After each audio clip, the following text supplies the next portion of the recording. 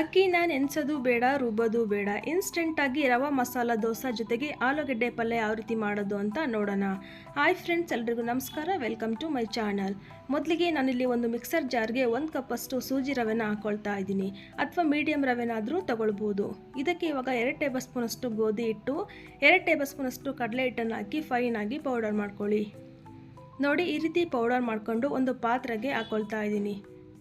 ಹಾಗೆಯೇ ರುಚಿಗೆ ತಕ್ಕಷ್ಟು ಉಪ್ಪು, 1 ಕಪ್ಪಷ್ಟು ಮೊಸರನ್ನು ಹಾಕಿ ನೀಟಾಗಿ ಮಿಕ್ಸ್ ಮಾಡ್ಕೊಳ್ಬೇಕು. ರವೆ ಮತ್ತು ಮೊಸರು ಸಮ ಪ್ರಮಾಣದಲ್ಲಿ ತಗೊಳ್ಬೇಕು. ನೋಡಿ, ಈ ರೀತಿ ಮಿಕ್ಸ್ ಮಾಡ್ಕೊಳ್ಳುವಾಗ ಮೊದಲಿಗೆ ಅರ್ಧ ಕಪ್ಪಷ್ಟು ನೀರನ್ನು ಹಾಕ್ಕೊಳ್ತಾ ದೋಸೆ ಹಿಟ್ಟಿನ ಅದಕ್ಕೆ ಕಲಿಸ್ಕೊಳ್ಬೇಕಾಗುತ್ತೆ. ನೋಡಿ, ಈ ರೀತಿ ನೀಟಾಗಿ ಕಲಿಸ್ಕೊಂಡು ಒಂದು ಮುಚ್ಚಳ ಮುಚ್ಚಿ 10 ನಿಮಿಷ ಇಟ್ಟು ನೆನೆಯೋದಕ್ಕೆ ಬಿಡಬೇಕು. ಅಷ್ಟರಲ್ಲಿ ಆಲೂಗಡ್ಡೆ ಪಲ್ಯ ಯಾವ ರೀತಿ ಮಾಡೋದು ಅಂತ ನೋಡೋಣ. ಮೊದಲಿಗೆ ಒಂದು ಪ್ಯಾನ್ಗೆ 2 ಟೇಬಲ್ ಸ್ಪೂನಷ್ಟು ಎಣ್ಣೆನ ಹಾಕ್ಕೊಳ್ತಾ ಇದ್ದೀನಿ.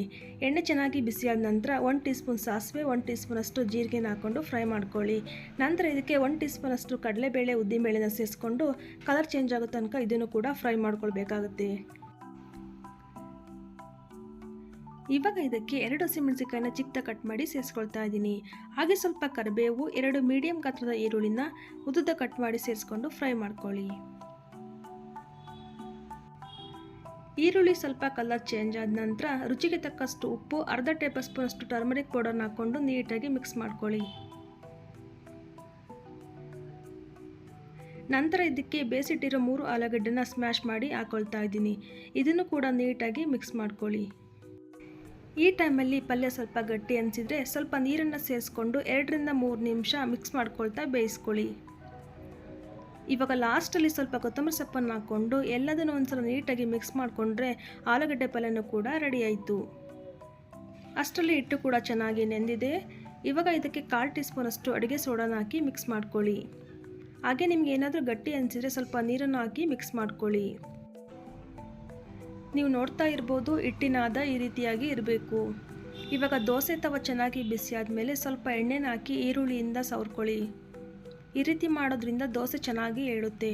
ಹಾಗೆಯೇ ಒಂದು ಟಿಶ್ಯೂ ಪೇಪರಿಂದ ನೀಟಾಗಿ ಒರೆಸ್ಕೊಂಡು ಸ್ವಲ್ಪ ನೀರನ್ನು ಈ ರೀತಿಯಾಗಿ ಸ್ಪ್ರಿಂಕಲ್ ಮಾಡಿಕೊಂಡು ನಾರ್ಮಲಾಗಿ ದೋಸೆ ಯಾವ ರೀತಿ ಹಾಕ್ಕೊಳ್ತೀರ ನೋಡಿ, ಅದೇ ರೀತಿನ ಹಾಕ್ಕೊಳ್ಳಿ.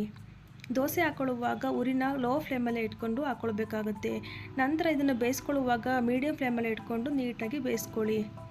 ಇವಾಗ ಇದಕ್ಕೆ ಮೇಲ್ಗಡೆ ಸ್ವಲ್ಪ ತುಪ್ಪ ಅಥವಾ ಎಣ್ಣೆನ ಸೇರಿಸ್ಕೊಂಡು ಸ್ವಲ್ಪ ಕಲರ್ ಚೇಂಜ್ ಆದ ನಂತರ ಆಲೂಗಡ್ಡೆ ಪಲ್ಯನ ಮಧ್ಯಭಾಗದಲ್ಲಿ ಇಟ್ಟು ಈ ರೀತಿಯಾಗಿ ಫೋಲ್ಡ್ ಮಾಡ್ಕೊಳ್ಳಿ. ನೋಡ್ತಾ ಇರ್ಬೋದು ದೋಸೆ ಕಲರ್ ಯಾವ ರೀತಿಯಾಗಿ ಬಂದಿದೆ ಅಂತ. ಇದೇ ಒಂದು ವಿಧಾನದಲ್ಲಿ ಎಲ್ಲ ದೋಸೆನೂ ಮಾಡಿ ಸರ್ವ್ ಮಾಡ್ಕೊಳ್ಳಿ.